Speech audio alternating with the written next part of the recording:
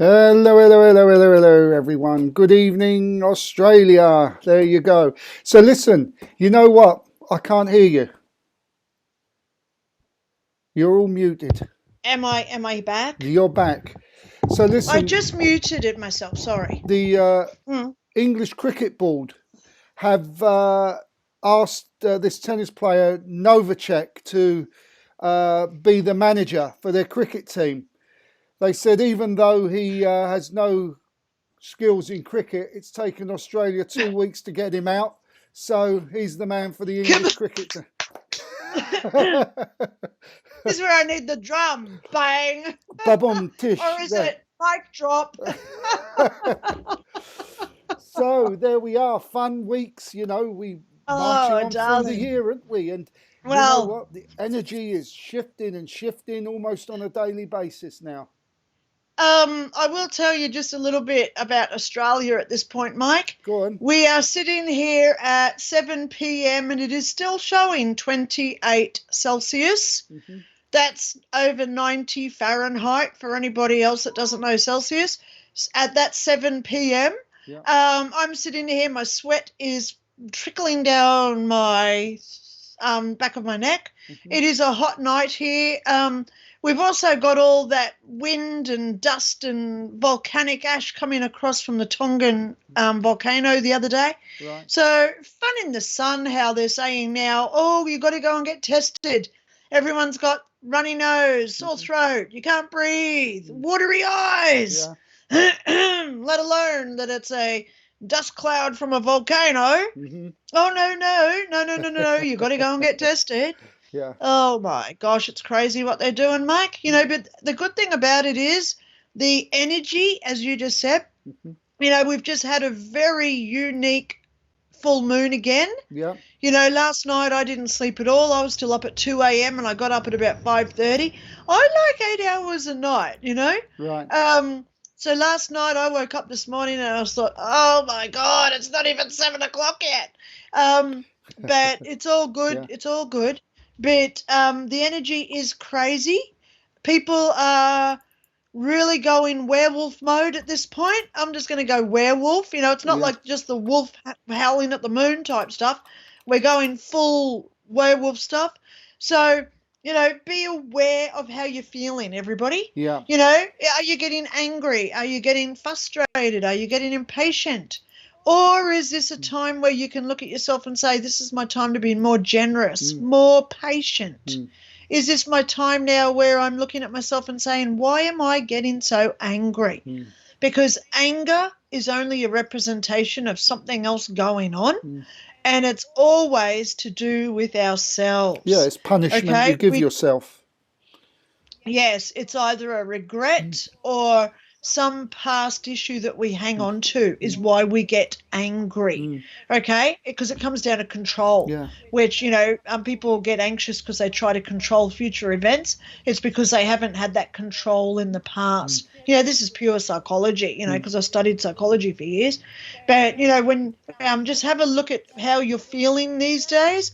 It is natural to be tired. It's natural to feel fatigued. It's natural to feel scatterbrained while all this is going on.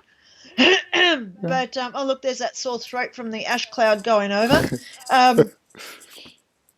Well, we are, whatever side of the fence you're on, we're in a spiritual war right now, and it drains our energy. Absolutely. Well, I'm just going to go there, Mike. March 2 years ago, I actually put up a post, and the post said virtually, wouldn't it be funny if this whole flu, I even called it that back then, I said, wouldn't it be funny if this whole flu was an attempt to stop us being spiritual, isolating us from others so we don't get to hug them and share that with them and have that connection of our auric energy. These mandates that they're coming out with saying that you can't go here, can't go there, so then people can't raise up their vibrations. And look at how all that has now turned out to be true. Our mandates now, no singing or dancing. How does that spread the flow, We got a better one. all restaurants have to shut by 10 o'clock because of COVID. Because after 10 Oh, 'cause o'clock, it after 10 o'clock, that's when you catch it, isn't it? Yes, I know. Yes. You know, but it is now coming out, Mike, that there's so much research now showing that it is the thing in the arm that is causing this strain of the strain. You know, there's just too much data and research and peer-reviewed papers out there now where people are getting sick 3 days to a week after they've had one, and they can't dispute this anymore. You know, our Gold Coast hospital here, they've now they've stopped double jab people going inside that are positive. You know, I just showed you a photo off air. I'll go and show you that photo again because it's just how the world now is starting to wake up. Well, you and I have woken up, but, you know, the governments are now waking up as to what is going on, and we can't deny it anymore. That, you know, you can't have 95% of a population jabbed, and then you've got 50,000 daily cases. You know, what is causing this? All right, so let me just show you this because I'm nearly there. Now, this is a photo from a senator. He's now investigating here in Australia. Oh my gosh, where is it? Here it is. So this is from Senator Jared Rennick. He's now posting this photo everywhere in their dog. This is a girl. She's sitting out in the like a smoker deck because you can see the chairs and the tables. Look, she's got ECG tags on, so she's probably got myocardiosis from the jab, but they're not letting them in the hospitals because they know that these patients are the contagious ones now. So this Senator Jared Rennick, he is investigating it, which I am absolutely loving now that we've got politicians really asking the good questions to protect us, the citizens, okay? You know, we need the answers to come out sooner rather than later. There's always one good cop in the station, you know. Absolutely, always darling, one. and that's who we've got to rely on now. And, you know, we've really got to rely on the truth seekers and those who are using their intuition, not the trust in what's being told to them by the paid media. You know, it just came out last week that Gates paid $650 million through his foundation to every media corp on the planet. Do the math. You know, are they going to say, "Oh, this is a bad man. The jabs aren't any good"? No. And you know, and what were all those grants for? And that's what I want to know. Just as a reminder for people, because they may not know this, at the Nuremberg trials, the press were also brought before the court for lying at such a horrendous level. But you know what?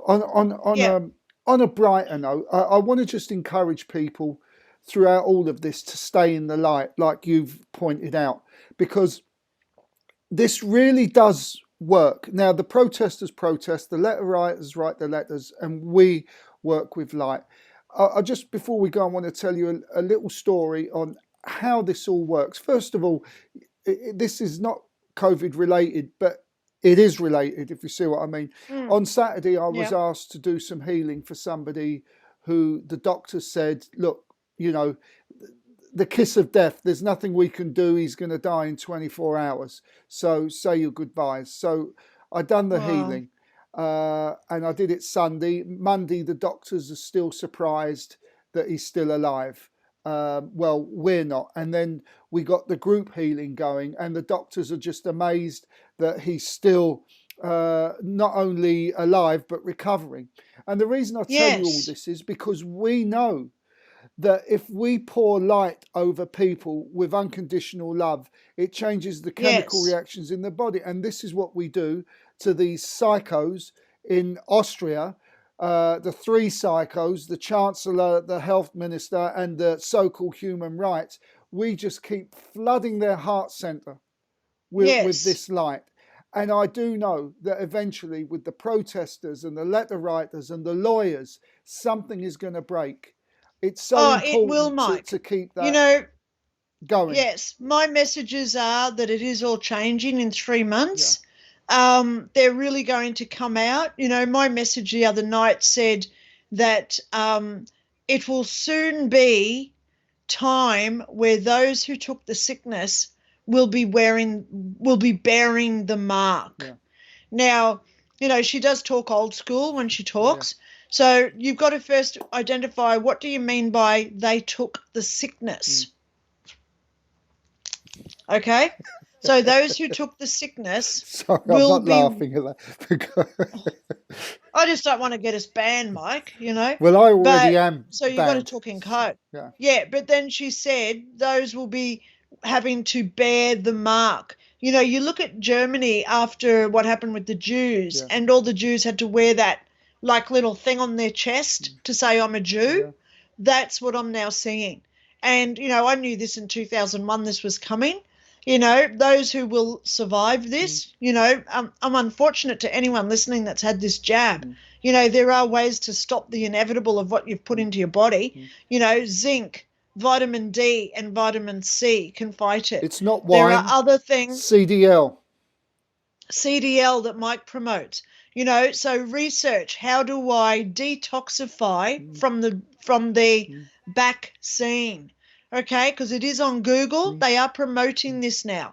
Go to DuckDuckGo, search engine, and there's masses on there. Okay, there are alternative things now to detoxify from having it.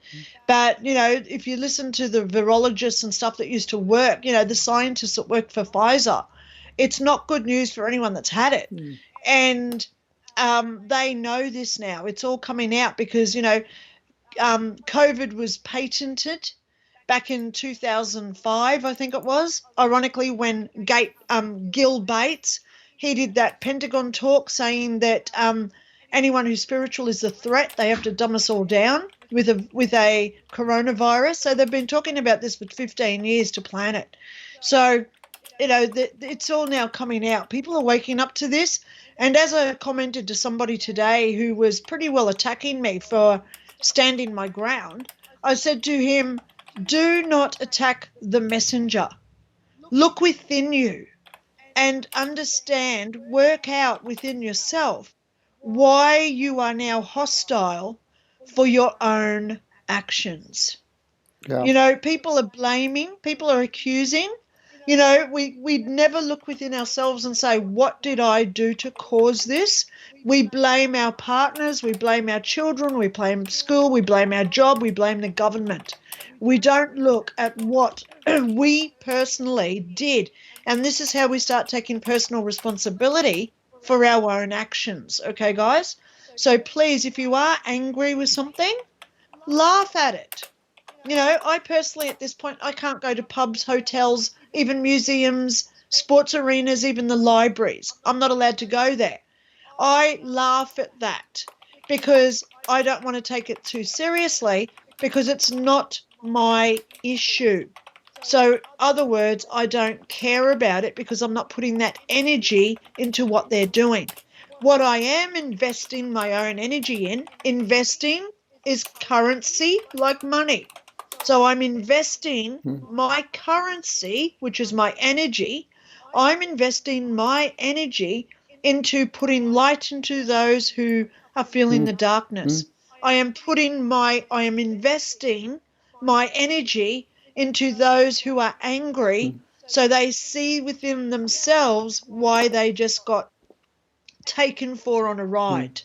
So you twist it. You don't just be angry with other people, guys. You send them light and love by being compassionate and understanding, because these people, they were only doing what they could at that time, thinking they were doing the right thing. Okay, but now that it's all coming out that they weren't doing the right thing, they're all getting angry. They want to attack instead of saying to themselves, oh my God, I took that. Why did I do that? Yeah. You know, because then we can say, well, you're probably a little bit gullible. You needed your job. So why did you need your job for? And that's when you've got to sit there and think, well, how materialistic am I? Because this materialistic world does not matter in our soul's eternity of being. Yeah. Okay? And as we enter 5D, we're kind of going to bypass 4D a little bit, but as we enter, Oh, darling, I think we have already. yeah, And it's I like don't know whether it's the photon belt it's or like whatever. a stepping stone to help you adjust, Yeah. But the extreme materialism world is collapsing, and the evidence of this is for those of us who have been in lockdown for 2 years and not been able to go to restaurants or buy things and go in shops because I'm not allowed in a shop anymore unless it's to buy Yeah. necessary things. It's proven I don't need half the shit that I was buying in the That's first right. So see what you're doing, Mike? Yeah. You laugh at it because when we laugh, we're raising our vibration. Yeah. We're not allowing their negativity to take over Right, us. So we laugh at the fact that now I don't need that new pair of $200 boots to wear out when I go dancing on Friday night. I can dance here in my lounge room, air guitar to the song that I'm singing in my head, and I don't. I'm not spending money, so I'm saving money. B, I'm not. Well, not that I go there anyway. Okay, guys, I don't drink alcohol myself, but imagine the money that you're saving on alcohol. Imagine those entry tickets that into that live band that you've just saved $50 a head. So you save all that money up for what is truly important. And when you get to the guts of it, half the stuff in our houses we don't even need. Yeah. And it's only because we've been brought up. I watch all these what are they called? House Hunters International and all this type of stuff on YouTube. On we have it here on Free to Air, where you've got someone from like America moving to France, and the wife's there. She's saying, "Oh my God, look at this little tiny bathroom. I'll never be able to survive in this." And you think, well, this is your wake-up call because this was all filmed in like 2019. How did you go when they shut you down and you lost your job? You would have been loving to have a little bathroom because now you're living in a tent on the side of the road. Well, I tell you, We've really got to put our lives into. I'm not saying everyone to stop being materialistic, but just put your life in order. Now, before Put your life in order. Before we go on to Katerina's new segment, in order for me to understand you guys, I've been learning some Australian slang. And what's your first word? And talking of alcohol, I don't need tinnies. And I don't go to, is it the Botlow to buy the tinnies? That's it. So for anyone who doesn't know what Mike's talking about, a tinny is a can of beer, okay, because it's made of tin, and the Bottle-O is the bottle shop, okay? The Bottle-O is the bottle shop, so the alcohol shop, okay? So that's what Mike's talking about there. So thank you so much, Mike, for wanting to learn my stupid language that I struggle with even sometimes, at this point with what's happened now with Novak, I'm a little bit disgusted to be an Australian at this point anyway, but there's more to the side there. We've actually got 20 tennis players here now who have all used the same visas, same exemption. They're all here. So why did they pick on him? 2 words, Rio Tinto. That company, our nice little Prime Minister, invested something like $350 billion or whatever it was. They're cutting out prime farmland. So Novak actually invested $2.5 million of his own money to stop the mining and to preserve the farmlands. He wanted the farmers to keep their jobs. ScoMo's about to evict about 250 farmers. They're going to be on the street with no income and they've lost all their cattle, etc. This is disheartening what's happening. So this is a very, very political thing that's happening with Novak. Then you find out that the immigration officer, Minister Hawke, he's right up there too with Rio Tinto. So, of course, he's got a grudge. This was never about tennis. It was never about the jab. It was never about health. It was never about public opinion. This is a personal attack against a man investing in things that the government doesn't want him to do. So I feel really, really sorry for this man. He could have been the best tennis player ever if he won. And this is where we've got to look at things in the future and put it into perspective, guys. How do you know that he wouldn't have been lost in the third round? Left in he could have been kicked out in the third round and head low in shame, leaving the country. So we don't know what he was saved from for this happening. We can't ever assume what that would be. No. So we've just got to allow what has happened, allow it, and just remember it's got nothing to do with you personally. So don't get involved with other people's stuff, dramas. I live by one philosophy, Mike. Not my circus, not my monkeys. I love that one. This circus with the government at this point, I'm not getting involved with it. Yeah. Because it's not my monkeys to deal with, okay? Yeah. Not my circus, not my monkeys. Yeah. So I love using that one because I'm paying my attention into what matters for me, what matters for the good people who watch our show and yourself, Mike, and virtually bringing the light and that love into our existence. That's what I'm doing. Okay. Okay. Well, so we'd better get on. Yeah. Oh my God, look at the time. Yeah. We've rattled tonight. We have, haven't we? Let's get into Karina. Katerina. Let's see Katerina. Oh gosh. what she has to say. Here we go. Absolutely. Here we go.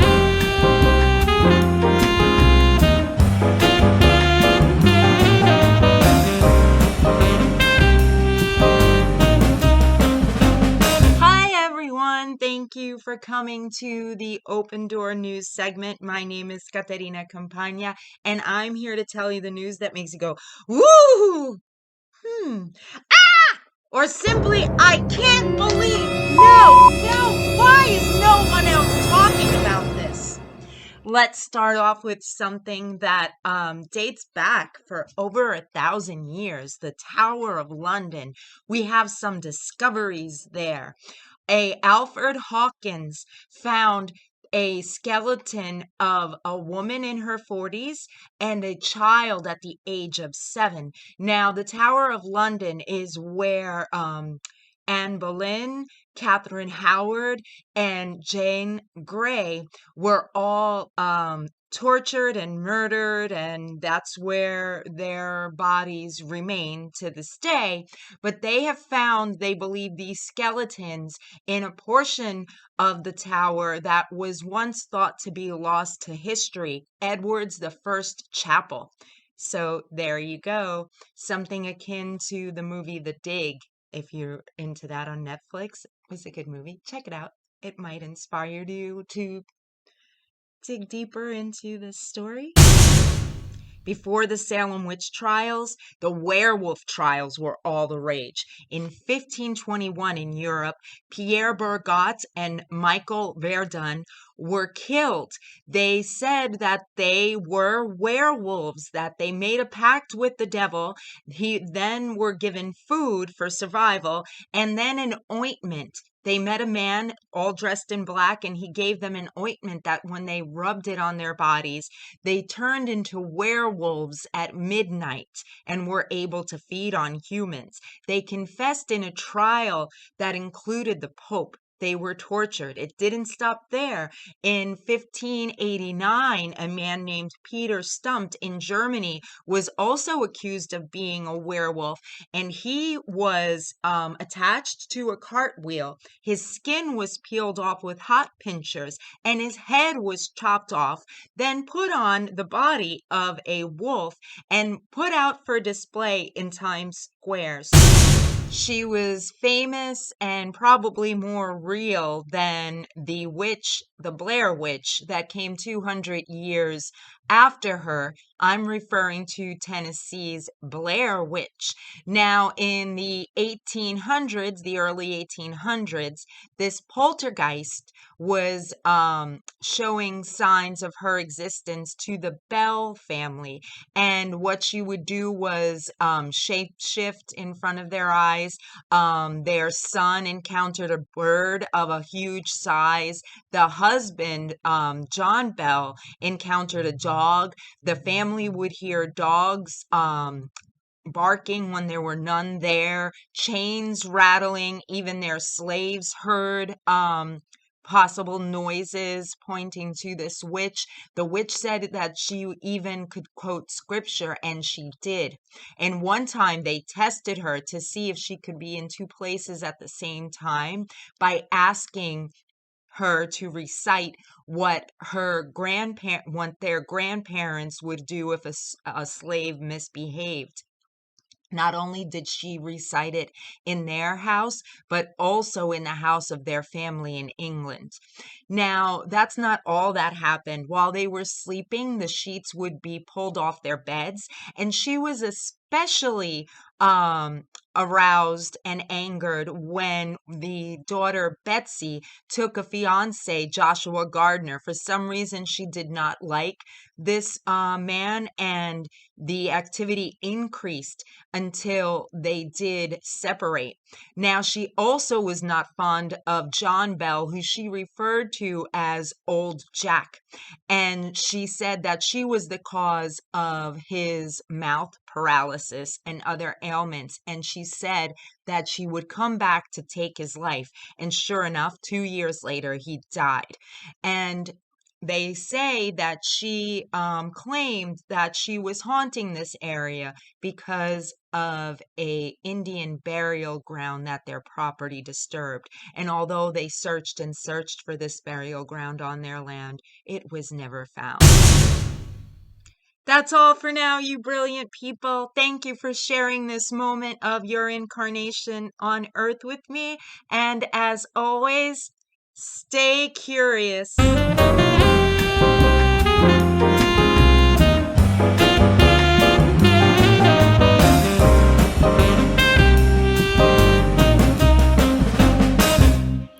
So you notice how passionate she talks about pouring hot oils over people and chopping their heads off, and but you I'd know, love to have a conversation with her on a Friday night in the darkness, you know, with I think the she wind would coming in from a storm. definitely Oh, go on a ghost hunt with you. That oh I'm yeah, pretty sure of. So maybe in yes. some time in the future we can all get together and make that happen. But it's interesting about the torture thing back in the day, because you know, Joan of Arc said, you know, look, they said we'll torture you to get the truth out, and she said, yeah, torture me, but I'll say anything you want to hear just so that you don't torture me. You know, Yeah. so it's you know, fortunately they don't torture people now, unless of course they do it for fun. But um, there you are. Wow. That's all I Wow. want to say on that. Anything to add Yeah, on I that, know. Lynda, or should we crack on? Well, let's just crack into the next video, Dale, because Okay. we had a bit of a Yeah. long one this morning Yeah. I mean, before we got onto Katrina. this is a short Yep. excerpt, and I'm gonna let Lynda talk about this after, because she, naturally with her hawk eye, discovered something that I didn't. So Let's go and have a look. Okay, is this the one about what we're talking about, the ghost of the the in the curtain curtain? ghost, yeah. Okay, guys, there's more than one thing that moves. Let's see how good you all are at picking it up. Okie dokie, here we go.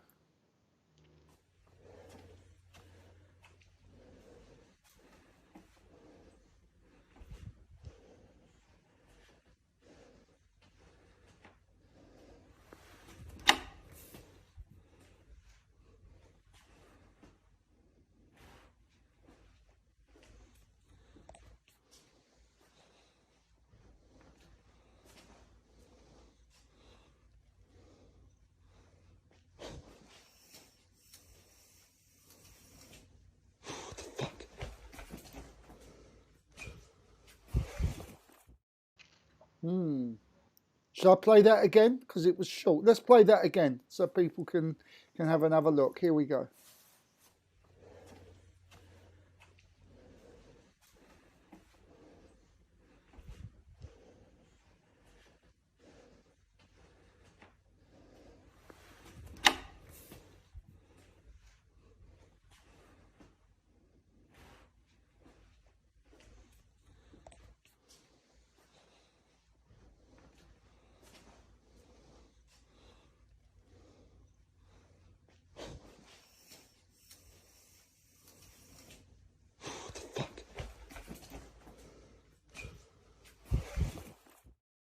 Yeah, I saw it much clearer second time round. So, Good time. All righty. All fire right. away, So I Lynda. don't know. Hey, fire away. Fire away. Okay. The first thing that I absolutely adore about this footage is that the guy doesn't talk. When you're doing paranormal, like proper, what you would want to be professional paranormal investigations, you don't want to make any noises at all. Because then if there is a little tap or a little, Knock or a or little, you capture that and you know then it's not you creating it, okay? So first thing is I love that he didn't make any noise.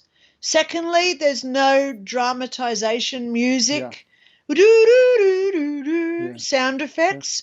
I love that. Okay, that shows me that this is a real paranormal investigation where he has caught something. Secondly, the third one. Who saw it? Did you all see the curtain open? So let's just debunk the curtain before I go to the other thing that moved, if you didn't see it. So that curtain, you've got a curtain rod like this, and it's got the little loops that make like a shower curtain. So when it moves, they all move along. If you watch it in slow motion, like I did a few times, you can see that all those different individual curtain rods all move together, okay? So it's not like just the end one being pulled. Now, if it was a string coming from somewhere else, those rings would have been pulled upwards. But they all went back to the edge from where the corner is. And the good thing is I love about this footage is he actually walks around there so you can see that there's no pulley systems for that cord, because the cord would have to be pulled this way and then the cord would be released somewhere else up, like through there's like a hole in the roof, there's a window there, or even out the door. So you'd see that pulley system where the string comes to here, goes to here to make it go that way, okay, if you're understanding me. So I love that. So I am going to say that this one is paranormal. But the fact that there is something else in this, that he did it so fast, if this was a setup, they would never have done it fast so then you could not see it. I don't think he noticed it. I don't think even the people who reported it, they didn't see it either, mate. So there you go, Aussie lingo there too, mate. Oh yeah, mate. As he's coming down the corridor, straight ahead of him, there is a door slightly ajar, and it's got a glass window in it, so you can actually see the like through that glass partition. As he comes down, he walks into a room, then he walks into another room, then he goes around into an open space where he's obviously heard something and he's whizzed around. As he's whizzing around the camera, that door is open. Double whammy. Let's have a So look. we've got two. Yeah, let's go and have a look at it. And I'll stop it at the first door, and then I'll stop it again where it's open. Yeah.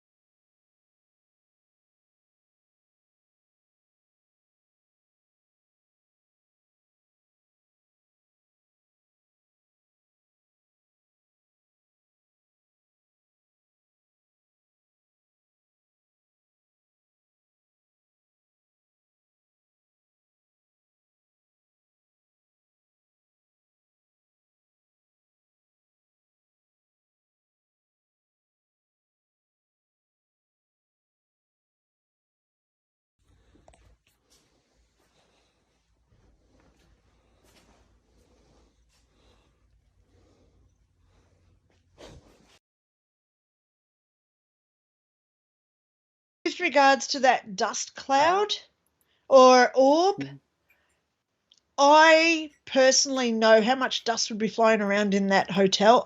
Hotel, hostel, hospital, mental asylum, whatever you want to call it. Okay, because we don't know the location. There would be a hell of a lot of dust flying around. So that could have just been a close dust particle to the lens of the camera. But for it to be there right at that specific moment as the curtains are opening, you know, you've got to look at that being as, you know, there's no coincidences, but I wouldn't call that paranormal. You know, if I was putting together a paranormal clip, I wouldn't say, oh, look, we've caught paranormal because we've got this flare thing coming through. I would not include that because there's a possibility of it being something else. You know, the fact that we've got the curtains and then the door opening as well, that's sufficient. You know, that is very, very sufficient. So I love that. We could say that orb, if you like, is a supporting role, as it were. Yeah, well, it could be just a dust orb, you know, we don't know, you know, but I do love that he didn't emphasize that door opening and it went so quick that he missed it. Anyone else that's seen it has obviously missed it, but you know, active eye here because I look at everything when I'm investigating. You know, I don't know if anyone else saw that or not. Good on yous if yous did, but that's what you do when you have to, you know, this is why, you know, if you go and do a location and you do 8 hours of footage, it doesn't take you 8 hours to look at that footage. It usually takes about 30 to 48 hours to watch the footage because you've got to slow things down, rewind, watch that again. Oh, rewind, slow it down. And then you say, oh, no, that's nothing, get rid of that. And that just took 5 minutes to watch a 10-second clip, you know. So it is a very, very, very long, arduous job when you do look at back at footage. Okay, guys, you know, especially when you go out somewhere. You know, I did my last Ghost Adventure I went on, there was 8 cameras and we filmed for 10 hours. So that's 80 hours of footage that we had to look through. So, you know, that took me about 3 weeks to go through the footage. You know, seriously. Oh, and it's boring for the most of it. You know, you're just sitting there looking at a door, hoping it moves. Well, talking of doors, let's move on to our next clip where we see these burly Russian guys with machine guns. I'm not sure what they're expecting to do in a ghost hunt with a machine gun because I'm pretty sure you can't shoot a ghost and injure it. But I found that kind of quite amusingly strange, actually. But anyway, let's have a look at this and see what you all think. Here we go. Caralho, bicho, que é isso, mano? Cuidado, Judá. Cuidado, mano. Que é isso, mano? Mano, não tem nada. Caralho, mano. Que é isso, bicho? Caralho, mano. Mano, que é isso, bicho? Caralho, mano. Bora, mano. É doido, Deus me livre, mano. Vai, mano. Vai, mano. Vai, mano. Vai, mano.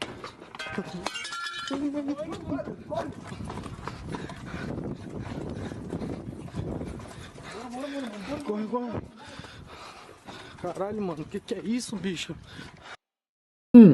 I think those guns have got lights on them. That's what they're doing with them. But, you know, again, it's the same old thing, isn't it? You're going to really piss off a spirit in there when you're pointing a gun at them.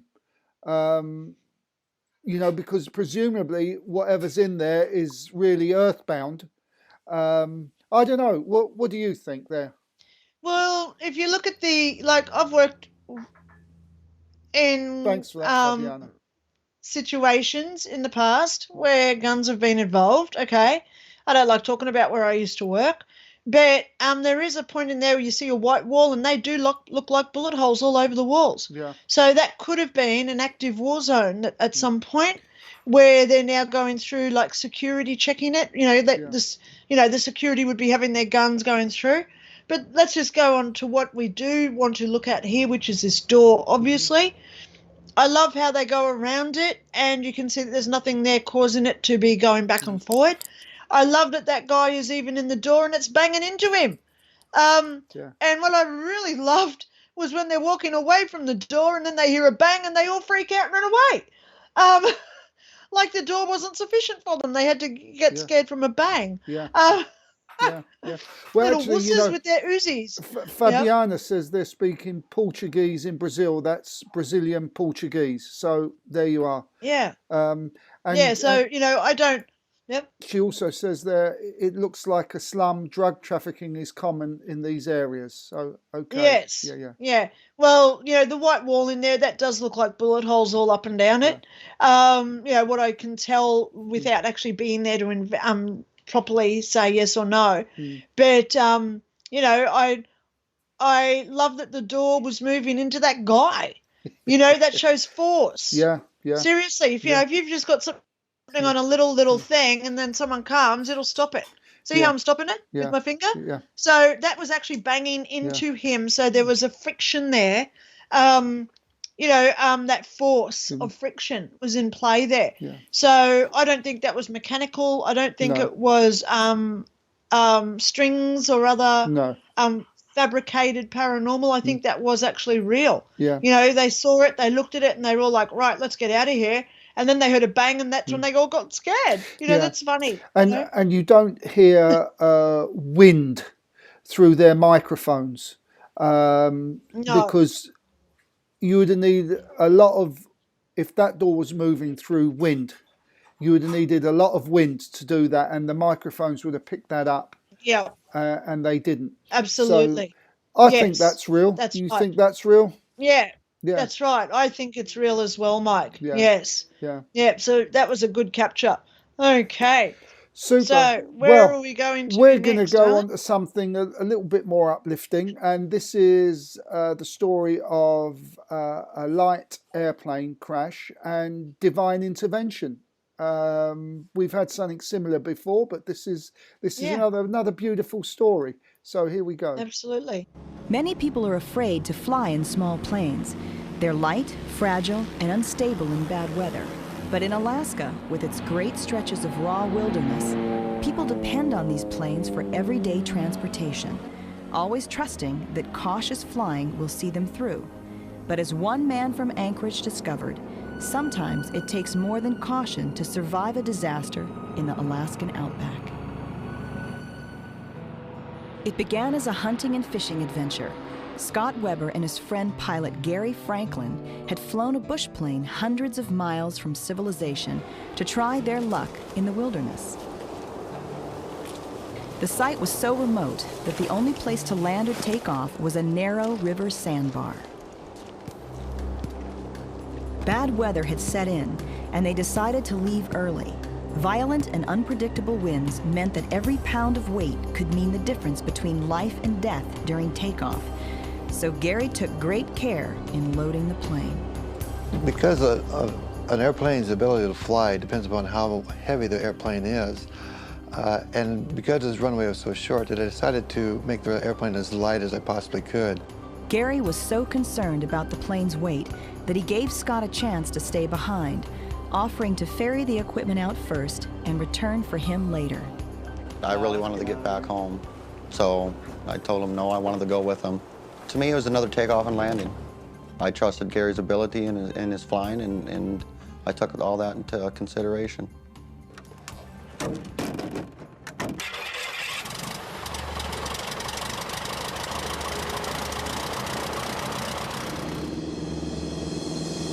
The plane lifted off normally, and for a brief moment, Gary and Scott thought they were safely airborne. I just pulled back on the stick, and the airplane gently came up into the sky, and then all of a sudden it just fell out of the sky and landed into the river.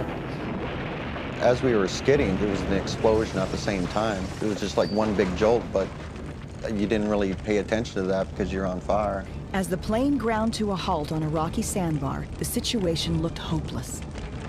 The flames started spreading the moment we hit the sandbar.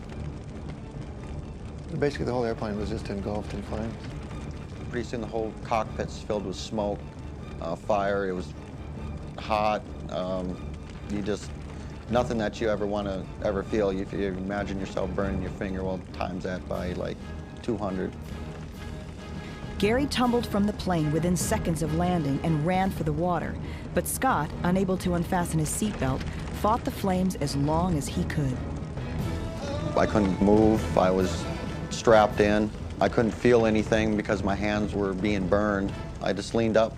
I was ready to die. Suddenly, a mysterious force seemed to take physical control of Scott's body. I felt the seat belt break loose. I felt a pull, and it was just like somebody pulling you. I didn't see anything. I didn't hear anything. It was just just the slightest motion, just pulling me that way. The next thing Scott remembers, he was standing next to the plane in shock as Gary threw him to the ground to put out his flames. Finally, Gary dragged him to the river where he doused him with water.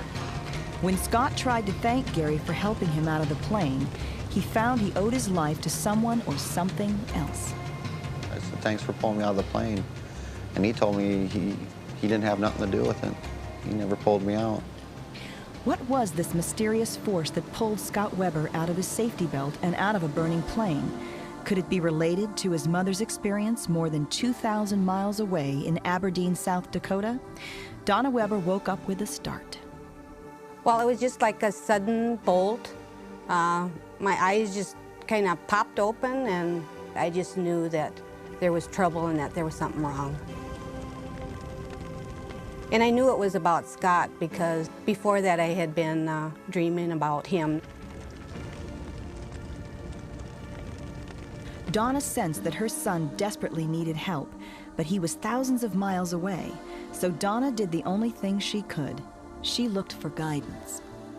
So I just knelt by the side of the bed and said my prayer to protect Scott and to take care of him.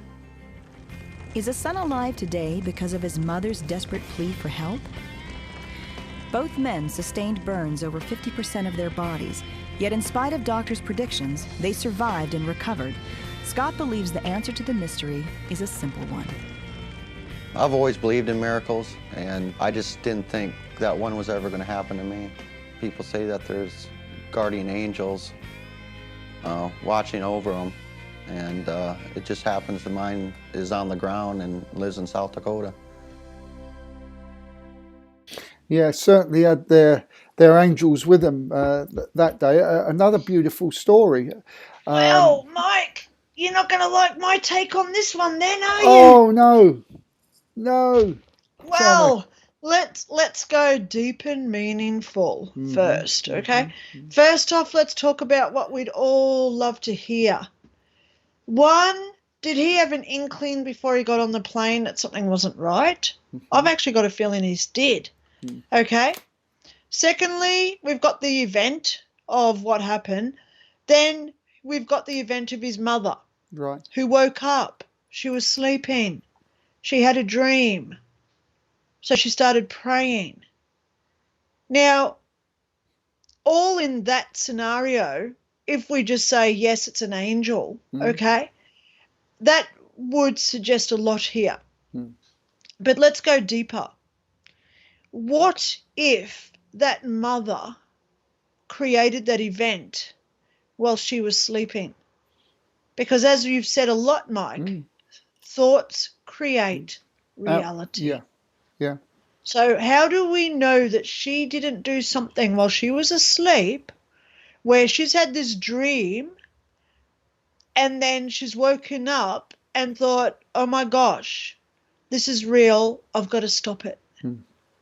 So we don't know what's happened here. No. But I can tell you what we have got here, which is beyond what evidence can dispute. First of all, we've got a paranormal situation. Because whatever happened, we've got an event where the man knew sort of before he took off that there was something not right. Then we've got what happened with his mother, and plus also what happened on the plane where there was an intervention. So why did they intervene with him and his co-pilot that day? Because we hear angel stories every day where people say, why me? Why didn't they go and save the other 16 billion people out there? Yeah. You know, why did the angels come and just specifically help me? So we can't ever ask why an angel just intervenes like that. Obviously, they know our lives. They know us from birth till death. They know our paths. They know what's coming in store in the next 2, 5, 10, 20, 50 years for us. So they know whether to put us back onto that life path or not. But, when I watched that the other day, I was just thinking, Mike always goes on about the power of words and the power of visualization and how we do create things with our mind. How do we know that wasn't the mother who subconsciously did that in her sleep? And the angels said, oh, no, we can't let this happen, so they intervened. Yeah. And they woke her up to stop it happening. That's a deep one, guys, okay? Because once we go down this rabbit hole of how does it all this work, like my lady, how does she work? There's no end to that rabbit hole. It just gets deeper and deeper and deeper. Right. So we do have to ask these hard questions. We can't just assume, oh, an angel was flying around, they saw him in trouble, they came down, and his mother picked it up. Yeah. Yeah. We have to go deeper and ask these harder questions. Yeah. So let me know in the comments what you all think. And but we can't dispute that the mother obviously had some connection here to that event. Okay? Since we're going into that deeper level, we could also say that we also know that humans are used for divine intervention, and it could possibly be that he did pull him out of that aeroplane, but the memory of him doing it through all the confusion and his own life at risk didn't connect with it. Yeah. Didn't actually even think it was just happened. He just done it.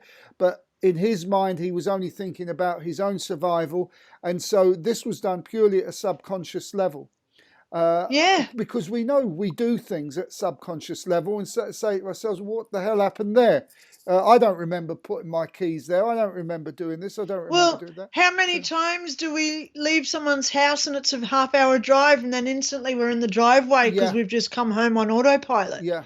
I did that a lot over the years. You just think, wow, how did I get here? I don't remember that. Did I black out? But someone was driving the car. Yeah.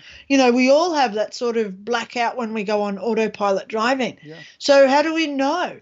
But we can't dispute the fact here that his mother had the experience staged away. Yeah. So it shows that something was happening. Yeah. If it was just two guys and they said, oh, yeah, this happened to us, it could be disputed as some subconscious thing. But his mother knew about it. Yeah. How? Yeah. How? Yeah. And that's the fodder for the reason why we do these shows. Yeah. How do they do this?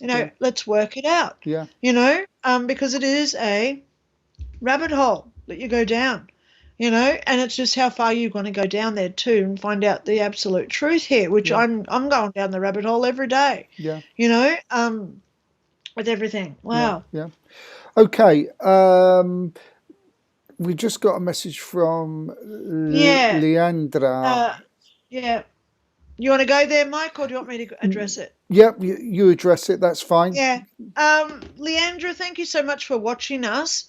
Okay. First off, please know we are live. Mike and I are mediums. We both have a lot of abilities in the psychic realm, but please know that for privacy, we don't do readings or personal questions over the air. You're quite welcome to contact either Mike or myself so we can address that in private. We have discussed this on our shows before. I prefer all my readings in private, the same as Mike, due to we don't know what information is going to come out that may be embarrassing or something that you didn't want us to pick up. There's no problem, okay, so, Leonardo. She says, I'm sorry, I didn't know. That's okay. Yeah, it's not, no, that's fine. We're, and it's great that you're watching us, darling girl. Okay, thank you so much. Yeah. I hope that you still support Mike and I. We're trying to do good work here.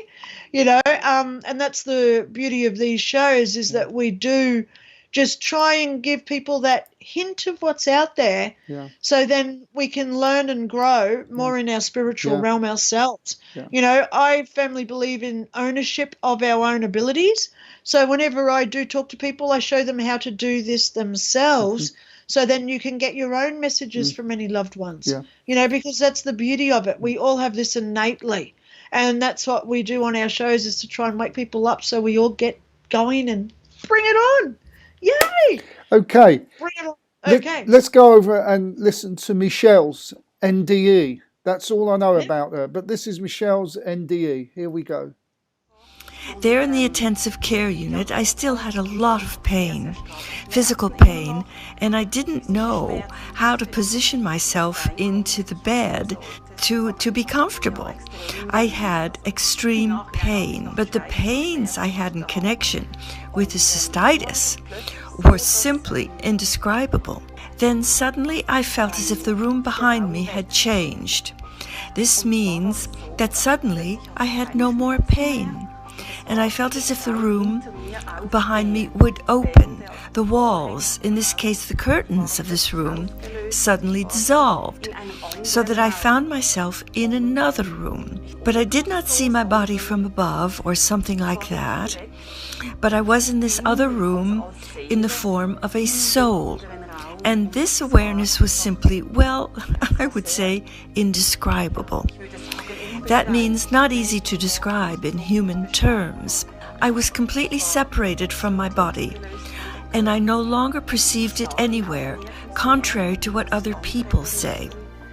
And also, I was not in a tunnel or anything like it, but I was really in the next room, and there was pure light. Like a light yellow, very bright light is how I would describe it. But neither did it dazzle, nor was it too hot for me. It was just pure shelteredness. There, shelteredness, pure love, simply unconditional love, freedom, infinity of the being. Well, it's indescribably beautiful, and in my case, I was first allowed to enjoy this place, this state, for a moment. But then there was more or less a recall, like, hello, you have not yet finished. There is one more thing waiting for you. And then I saw an angel on my left side, how I would describe it. In fact, this was not an angel, as usually illustrated in the pictures or shown in paintings, but it was a formless white figure, and around it a golden gleam, with a bright golden yellow shimmer around this luminous appearance. It was a giant figure.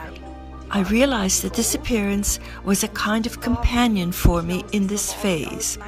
So this angel showed me my present situation on earth, and that I had not yet finished with it, thereby seeing my apartment with the dirty laundry, as well as with the still unpaid bills of the month, and this is meant in the truest sense of the word. I realized I would leave all this behind. I simply realized my whole earthly situation as it was. And for a moment, I really had the impression that I was inside my apartment, and therefore able to say goodbye to my earthly existence as such. And so I also was shown my closest relatives, which means that I was allowed to say goodbye quite consciously to my loved ones. Then I was aware of what this farewell would mean to the bereaved relatives. And as for me, the situation was specific, because at the same time I was in hospital, my father was in one hospital, suffering from an incurable form of leukemia, and my elderly grandmother was also seriously ill, and she was in yet another hospital.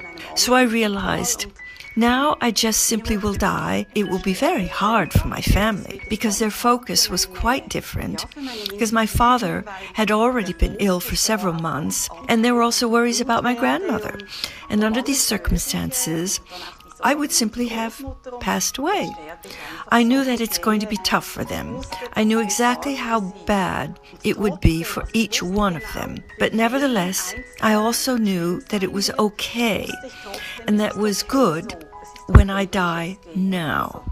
And having finished saying goodbye to all of them, I approached the angel once again and said to him quite deliberately, if it's time for me to pass away now, I will join you. Then I didn't even have time to think. I just felt a jerk, and I was back in my body, suffering pain again. And well, this was really hard, but I didn't have a choice. But it was clear to me that I would leave this earth and I would die leaving behind this life. Well, then if life still went on, and for a moment this was very hard for me, because on the one hand I suffered physical pain again, and on the other hand it was very hurtful to be forced to go back into this narrowness, as in this case into my body, actually being too small for a soul, and back into a world which actually is much too cold and too rigid, and compared with the reality prevailing after death, my return to earth left a lot to be desired. As is the case for most people, a lot to be left desired. It's interesting, her NDE. This is clearly somebody who is a thinker and someone who analyses situations. And so she wasn't given that big drama of the Elysian fields and the bright lights. She was given this all in line with her perception and her thinking. The light wasn't too bright, but it wasn't too dark, and so on and so forth. What's your take on this? Well, we just went down the rabbit hole, so let's keep going, Mike. Yeah. You know, when I started listening to her story, I was thinking, here we have another NDEer who's going to come back with that hope message of unconditional love. But then it got deeper. She mentioned about her elderly grandmother who was in a hospital, who probably was not going to survive. Then she talks about the other person who had been sick for months. They were in another hospital and very unlikely for them to survive. Yeah. So why do you think this lady had to have this experience? You know, the angels work through us to make us do their work. And how do we know that she wasn't a message of hope from the angels? Yeah. So she awoke, and as you just said, we've got this person who is outspoken. Yeah. She would not have just gone home and not spoken about what she saw. Yeah. She would have been telling her mother. She would have been telling her sisters and brothers, cousins, neighbours. Even the guy on the bus would have known, because she was a messenger of hope from the angels. So all those people involved with the 2 deaths coming up, how traumatic is one, let alone knowing 2 are in both hospitals, going from this person to that person. I can't be there in case this person dies, or how do I get there? I can imagine the grief and the trauma that would have been going through everyone in that family, Mike. Yeah. So she has had to have this experience where she can then sit down calmly and say they are going to be okay. Yeah. I was saying it also gave her an opportunity, as with most people, for her to recognise her life and what she's actually doing. Absolutely. I kind of feel because I've seen the longer version of this story. Yeah. I kind of feel that this is also a little bit of a push for her to consider being a little bit more excitement in her life, as it were. Yeah, I mean that's not a judgment. It just you know, seems that from the rest of it that I saw, this lady is very much someone who's I feel just perhaps missing out on a few things because of her personality, which is making sure everything is in place. As I say, it's not a judgment. It's just what I see. One of my favourite shows that I could binge on forever is called Queer Eye. It's on Netflix. It's 5 gay guys, and they go around and do makeovers on people who have hit bad times, etc. Right. They were talking to this lady. They're doing this makeover for a lady, and her husband's dying of Lou Gehrig disease. Oh, blimey. So he's nearly at end of days. So they're giving her a new hairstyle, they're giving her a new wardrobe, they remodeled the kitchen so she doesn't have to, and it's good that they're doing this while he was still alive to enjoy it with her, of course. But they actually said to her, you're living now like he has already died. You must treasure every moment as if it is now instead of waiting for what could be in the future. So they do have like psychology and stuff in these shows, which I love, love, love.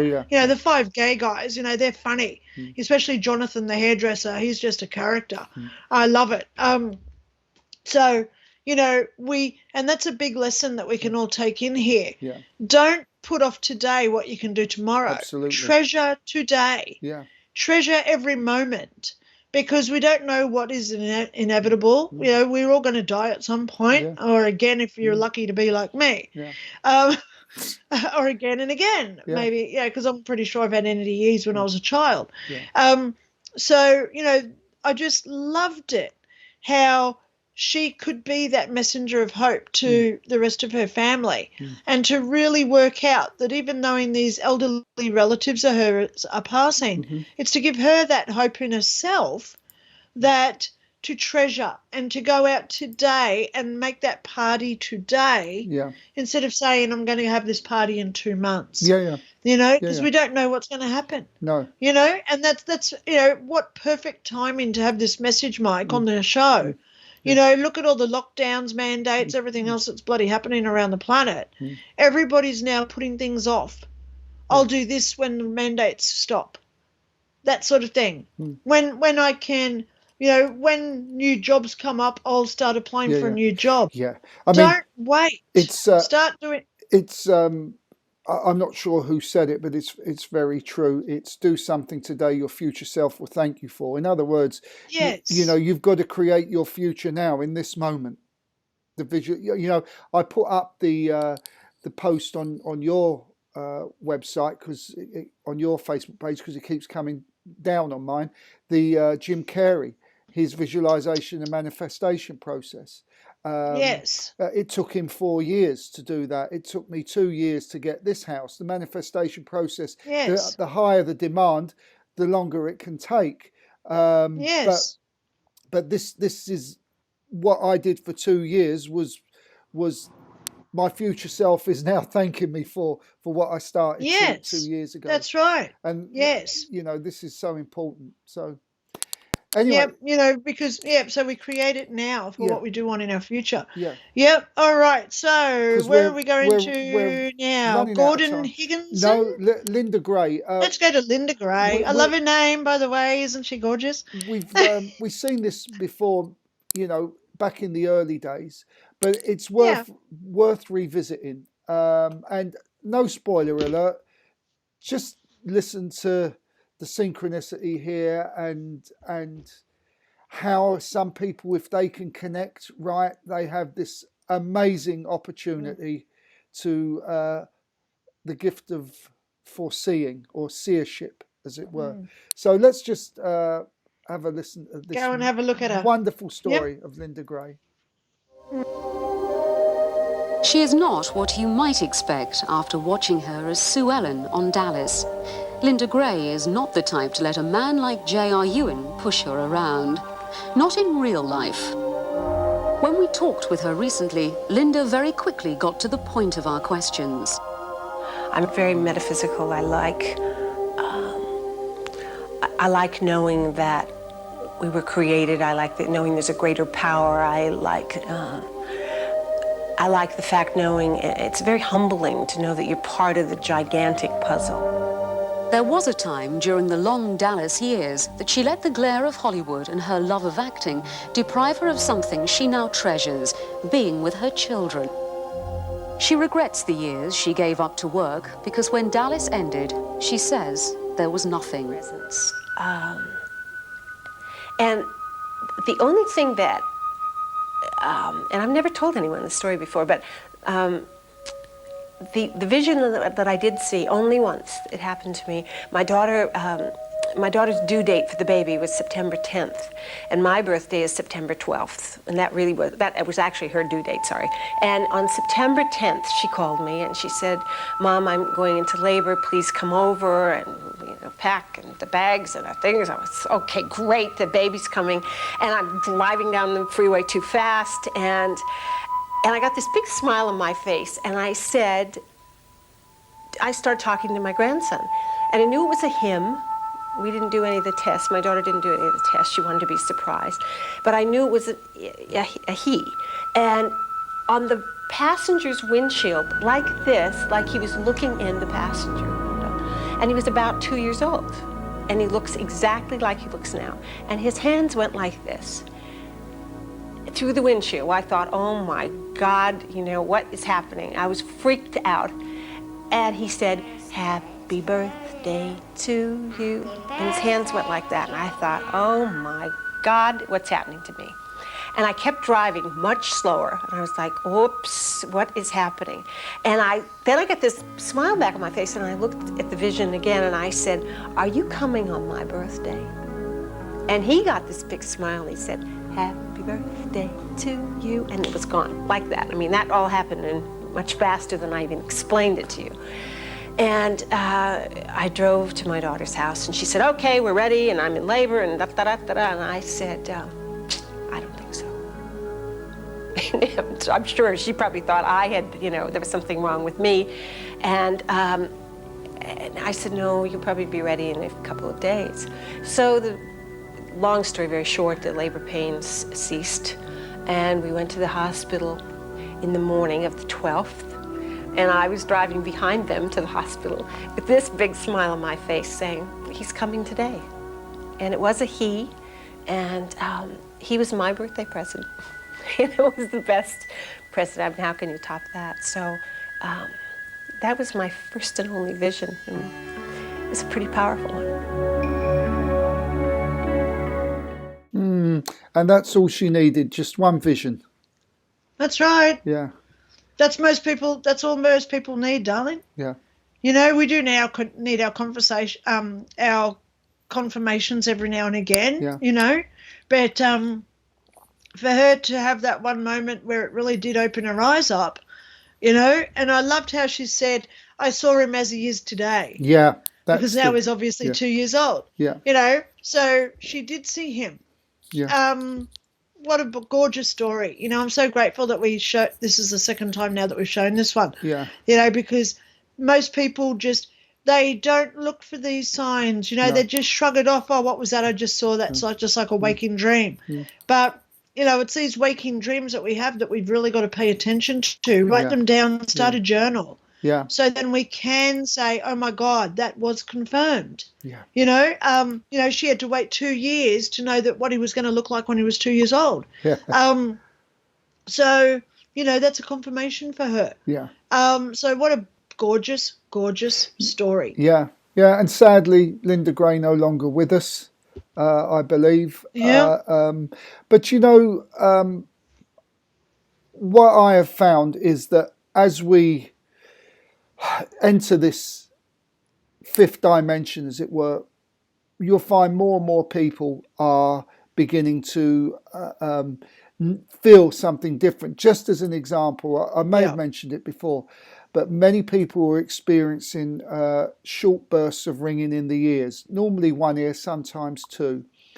And it gets a beep, and then it's gone after about 5 seconds. Many people are experiencing this now. So if you haven't experienced it, or aware of it, start to be aware of it, because this is the change of vibration that's happening. And I'll tell you quickly how I get mine. I don't hear it start because it's just so low, but then it goes and then it goes into this high pitch. So and then it goes. So and it only lasts for anywhere from 5 to 15 seconds. Okay, it doesn't keep going. But I've noticed that when I get that, it's generally when my mood has just changed. Right. Whether I've gone from like a lower vibration to higher or a higher vibration going down, reading something on the news that I don't like, so I get this moment. So, and then the ringing starts because it's that change in the vibration. Okay, guys? Yeah. I mean, mine is about 5 seconds normally, high pitched, one tone. Although the other day it was about 10 seconds, and I always say thank you, I acknowledge you, I can hear you. Absolutely. And you know, if you go to a doctor, he'll say that she will say that you've got tinnitus. They'll send you for a hearing test, which, hey, you know, hearing tests are good because a lot of people don't do that. You know, but when you get that all clear and they say, oh, yeah, it's just something, they can't put the finger on that something because they can't explain the paranormal, okay? Yeah.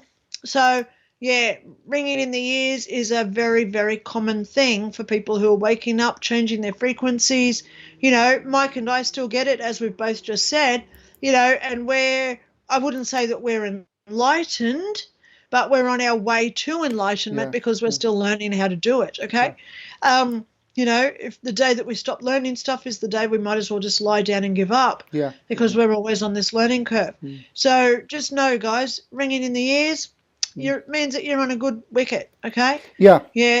Don't tell anyone about it unless it's like Michael Rye, someone of our sort of understanding, because anyone else would think that you're crazy. Well, let them think you're crazy anyway. Who really cares with that? I am an absolute nut job myself. There, Mike. You know.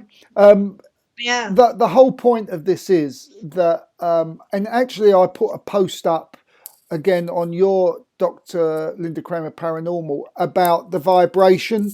It was only like a little minute video, and it goes to explain that we are now in the courage frequency, all of us. Yes. We weren't in it now. The majority, I think, or 15% of the people are in the courage frequency, which is the minimum that we need.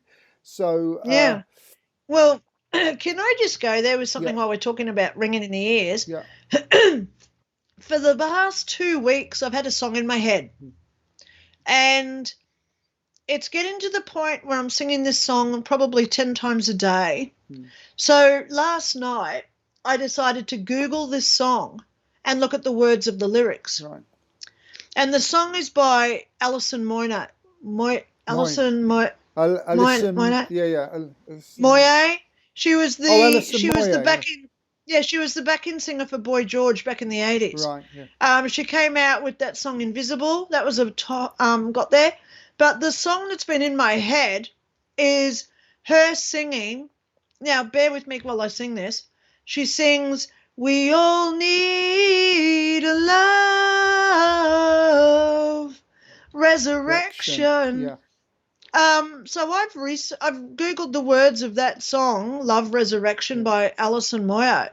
And oh my goodness, how much do we need the planet to hear the words of this song?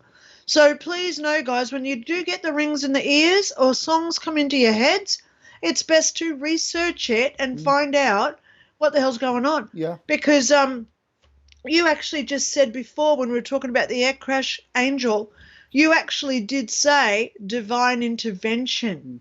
And those two words are in the next line after where she says, we need a love resurrection, a little bit of divine intervention. Yeah. So even you picked up on it without even knowing about it, Mike.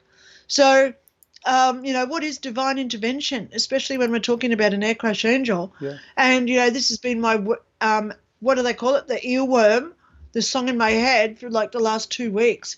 So it's obviously a message that I'm receiving. Yeah. We've got two options: ignore, acknowledge, or act. That's what I say. Yeah. Ignore it, shrug it off.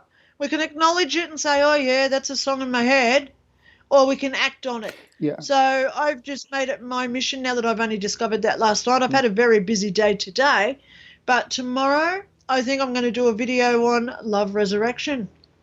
That's going to be on my YouTube channel, Dr. Lynda Kramer, tomorrow, because this song has been in my head for like 2 weeks now, and it's now that I can't ignore it anymore. Yeah. Because I'm waking up singing it in the morning, So the whole world needs a love resurrection at this point. Yeah. Yeah, so that's going to be my video that I'll do up tomorrow morning on YouTube. Super. Yeah, there you So, go. well, look, we're coming to that point again. We're out of time. So we go over and listen to Gordon Higginson. Gordon Higginson, for those of you who don't know, was a minister at the Spiritualist National Union in the UK. Sadly, no longer with us. Absolutely still untouchable when it comes to mediumship, as you will hear. Yeah. This is just a short excerpt from an hour and a half YouTube clip. You can get the whole thing on YouTube. It's the SNU centenary, and he was doing the mediumship that evening. You still to this day, we have great mediums like Gordon Smith, the Scottish fella, absolutely brilliant.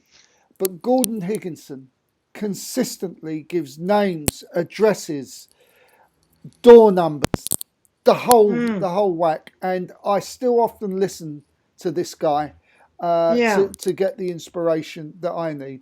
So let's go over and listen. It's a bit of a fuzzy video because it was taken back in the day.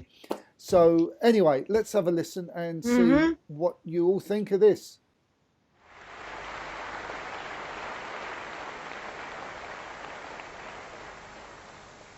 Well, I want to come here, and I've got to get this man away from me, because he keeps measuring me for a coffin.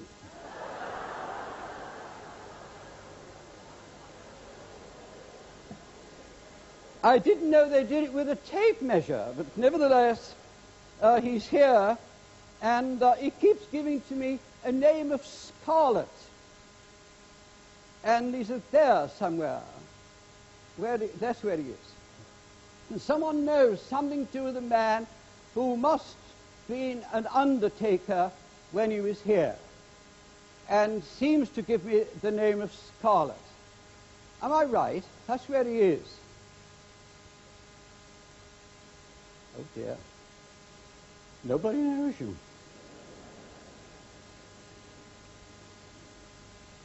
I'm getting something to do with Dereham Road. It's something to do with someone that knows two people. And I felt that I had something to do with George and something to do with Herbert. And the gentleman seems to be where the gentleman is that put his hand up a little while ago. Do you know that, sir? Yes, I knew George Scarlett, who was an undertaker in Norwich, and I knew two other undertakers in other parts of the country. Oh, there you are. I've got this contact, you see, here, and I also heard a voice say to me, tell him that I knew Mr. Fitt. Yes. Is that correct? Yes. You knew Mr. Fitt. Well, I've got this contact here, and every time I walk, he walks with me, measuring me up, so I know. And I'm worried, you see, because I said to God, keep me alive until the celebrations of the centenary are over. And as we're coming to the end of this one, I'm wondering if he's reminding me I'm coming to the end of things, you see here. But will you accept, sir, that he wants to make this contact, you see here? Yes. He is talking about this Dereham Road, and he also says to me here that he knew a man that you knew by the name of Spear. Yes, I knew Spear. Mr. William Spear. Spears. Is that correct? Yes. They called him Bill. I don't know that. Well, now you know, because that's what I got. So that has come through, and I'm told to go to a road that could be called Thank Road or Unthank Road. I don't know which it is. Unthank. Pardon? Unthank. Unthank. Then you know Mr. Spear, because he had a contact with a road similar to that. Would you know that? I can't place that. All right, well, will you know? I will. Don't forget, when you find it, do apologize to me about it. I will. Because I like to know, you see, and it is important that it goes, don't take this wrong, what I'm going to say to you. But when you were at home, did you have marks on a wall Yes. when you grew? Yes. Do you know, there's a gentleman here, and he keeps on saying, I used to put the mark on the wall to see if he'd growed any. If he could reach. Pardon? Yes, he did. That's correct, isn't Yes. it? Yes, he's here and wishes to be remembered there. And I have to tell you that they brought a dog here. Yes. And it was a dog that was in this house Yes. at that particular time. That's correct. And they're talking about a gentleman by the name of Jack. I And knew- he was a friend of your father's. Yes, he was. That's right. And you remember the Morrises as well, don't you? Yes, I do. That's right, because they're here. And there's a gentleman also that worked on the railway. And I want to go to something to do with the railway that was not very far from you. That's correct. Is that correct? Yes. And they want me to ask you of some concern to do with David. Who is David, sir? Yeah, he's just simply unbelievably brilliant, well connected. Yeah. What more can you say about Gordon Higginson? Well, not much, darling. no. You know, I think the only word that I can go there with is what you said prior to starting the video. Inspirational. Yeah. You know, he's inspirational. Yeah. Once he gets on and it just starts coming, Yeah. it keeps coming. Mm. You know, wow, it's amazing. I love watching these mediums, you know. Yeah.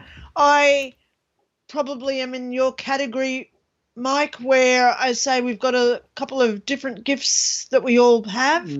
We're not really a master of anything, whereas these ones that come out like that, they are a master of mediumship. Yeah. You know, they're an absolute pleasure to watch, you know, and it's great that they're doing the fantastic work that they're doing to inspire us, as you said, inspiration, to want to be like them, to want to aspire, to have those sort of gifts and to be that connected to other dimensions as well as what's beyond those dimensions, going down the rabbit hole again. You know, so we do need these people out there, even if he was filmed back in the 60s. We need to remember who these people were. We need to remember the gifts and the hope that they gave to all of us and that belief that this does exist. Because as I said, you know, the world right now, it's going down the toilet. But if it's only 15% that are in this courage stage, as you said, then that gives us that hope that we're going to get through this. You know, I'm Quite sure a lot, there actually, 15%. Using that energy, it's quite a lot. We just got to keep building it. Well, that's exactly right, Mike. You know, so we don't have to be on top of each other. We don't have to be living in the same city block even. Mike's in Austria. I'm in Australia. You know, we can't be further apart unless we go to the moon. That's about as, you know, good as it gets. But look at the connection that Mike and I create once a week just with our show. You guys, wherever you are on the planet, you come along, you watch us, you're then part of that energy too. So when you go and you turn off the screen, you know, you can go out there and say, right, I want to be what they are creating. I want to be the creating force behind them. So then you can become what we all aspire to be in this existence. Go out there and share it with everybody. Share the love, share that joy, share that happiness and peace.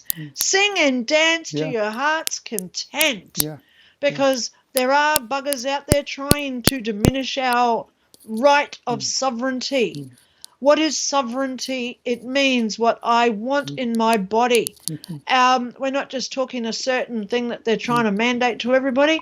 We're talking free choice, free will. We're talking decisions. We're talking what are my preferences in life? What color do I like? We all have that choice, guys. Yeah. So as you go on in your days this week, think about what it is that you want to create in others. Do you want to be angry? Because that will be created in others. Do you want to create harmony, peace, acceptance, and most of all, love? Go out there, and the way that we create it is by simply thinking of the word, and then you come up with your own definition of what does peace mean. Yeah. Because as soon as we think the words, we are creating it. Yeah. Okay? Yeah. And I actually, in one of my talks of the power of words, and it was actually COVID based, and telling people about the power of the words they use, like lockdown, this is prison energy, and re-enter society. All these are prison terms, and Yeah. I suggested to people, when you're sitting down eating at the dinner table, don't set a place at the table for your COVID ministers, for your prime minister, your health secretary. Don't put them at the dinner table. Keep them out of the dinner table, because your food, as we know from experiments with Dr. Emoto, what you think about energetically goes Water. into your food. Water as well. That's right. CDL, not wine, although it is in a wine bottle. Yeah. All of this energetically you absorb. And this is why when we do the meditation for our circle, like last night, when we breathe in gratitude, and we actually, I actually say to people, find something tiny in that day to be thankful for, no matter what's going on around you. Find something to be grateful for. Breathe it in, feel it, live it, and breathe out through the mouth all the anxiety, the stress, the worries. And watch how your world changes. That's right. Very and simple. It is. Yeah.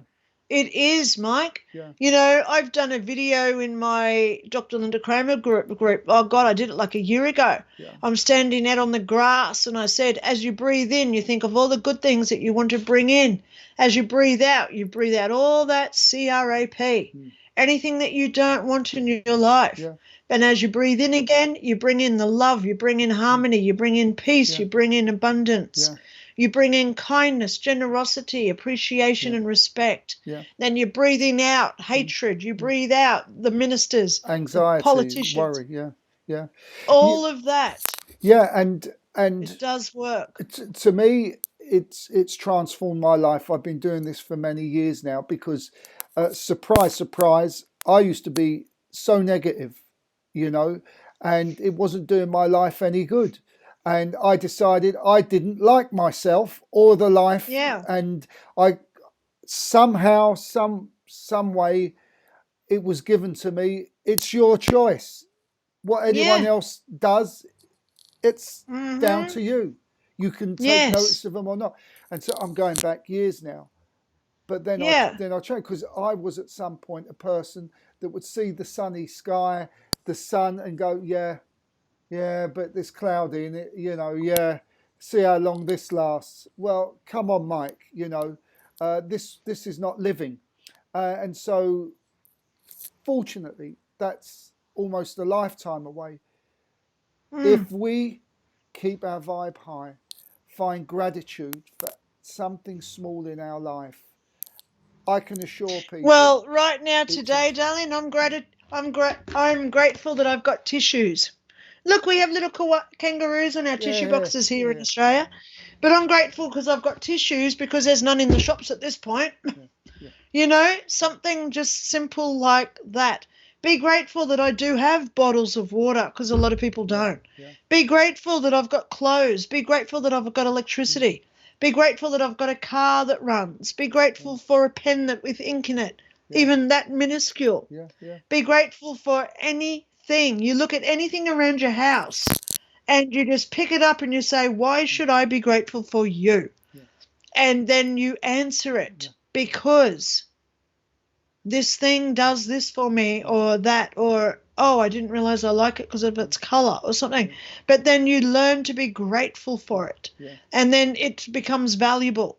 And as soon as we start surrounding ourselves with things that are valuable, that aren't just unworthy little things lying around, because a great line the other day, oh gosh, what was it? Because it was on Queer Eye. I love that show. It's on Netflix, Queer Eye. 5 gay guys, they called themselves the Fab Five. Spontaneity is never stagnant, or something like that, he said. Spontaneity is never stagnant, or something like that, he said. And he said, you don't have to physically go out and do things, but as soon as you create in your mind that you are mentally doing things, then the energy cannot be stagnant. No. So, please go and watch Queer Eye. Yeah. It's on Netflix. Well, actually, talking of I love it. spontaneity, I'm sure you can do this in Australia. There's people all over the world who do spontaneity walks. Yeah. And these are, there's 1 or 2 bits on YouTube about that. If you have a look, and you will find that perhaps it's not so spontaneous once you go on a spontaneity walk. It's more of a synchronicity walk, actually.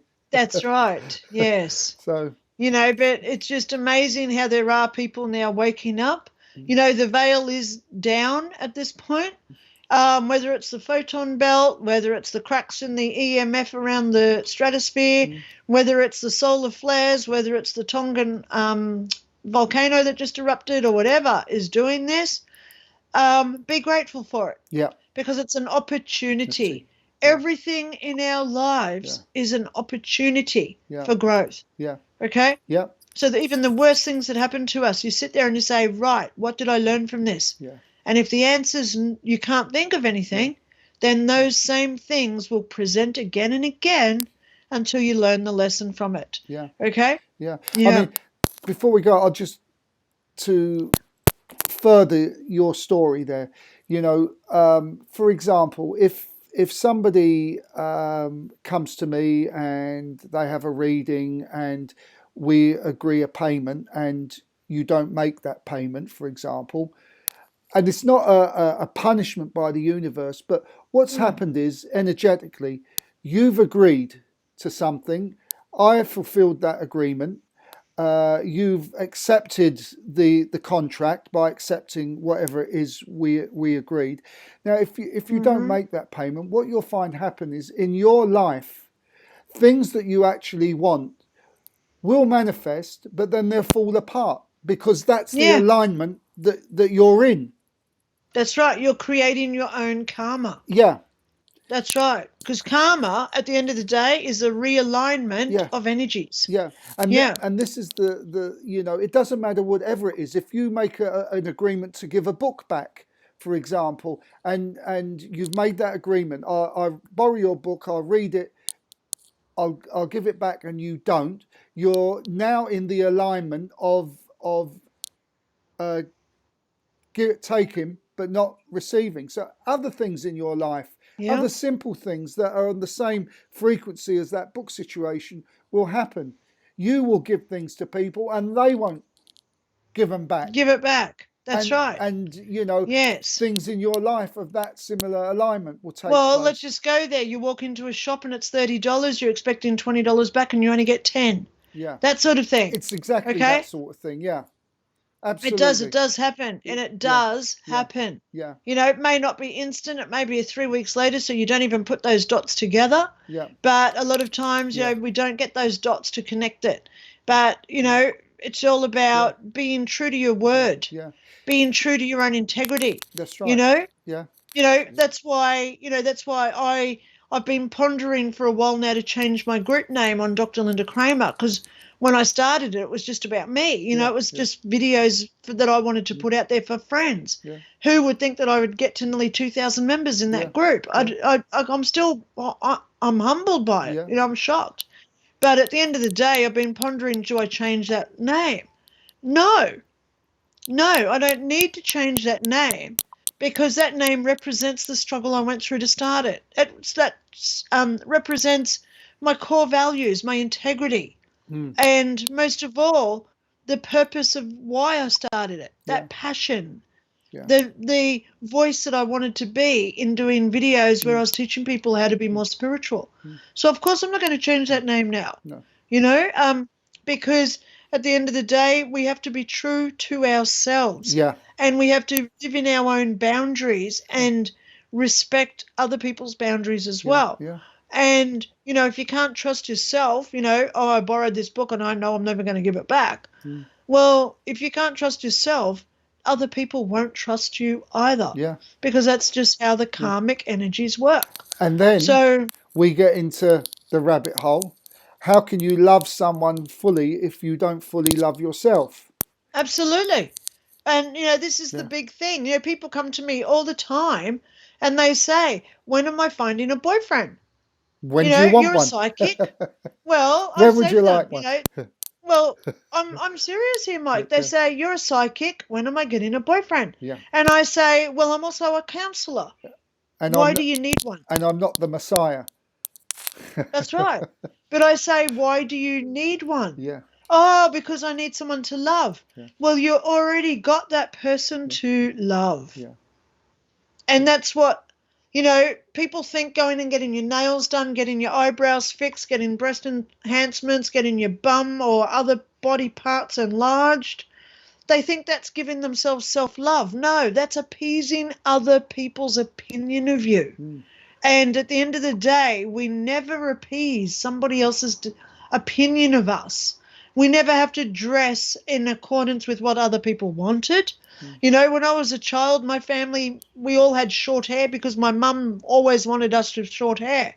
So when I left home, I decided, no, I'm going to grow my hair because that's what I want.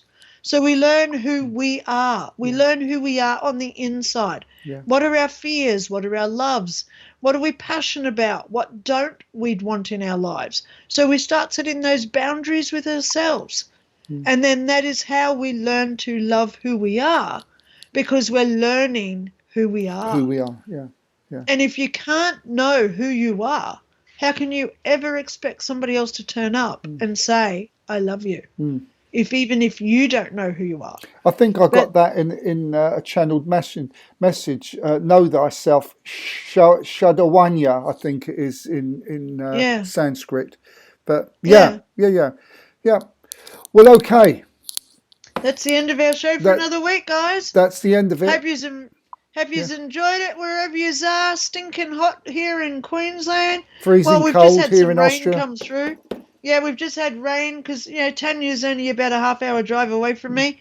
So it was raining at her place. It was raining here. Now it is cooling down. You know, oh, my God, it was 30 degrees here only 2 hours ago when we started. You know, but right now it's still, oh, my God. Oh, it's dropped to 23 Celsius now. Thank goodness. Oh, I don't have to sleep with the air conditioner on again. Well, I'm going wherever off yous are, to the forest at the back to collect some wood for drying for next winter's fire. That's going to be that. And then I'll get back to work. Mike, you're in the extreme cold and I'm in the extreme heat. You know, there's got to be a little bit of somewhere in the middle for us, doesn't there? Yeah. But it just shows you guys we're all over the planet. You know, even Katerina Small that we world. talked to, she's in America. Yeah. You know, it's like the AAA club, America, Austria, and Australia. Yeah. So wherever you are, good evening, good morning, or good night. Thank you so much for watching us again. Bye-bye. And I hope that you all tune in next time. Okay, bye. Bye-bye.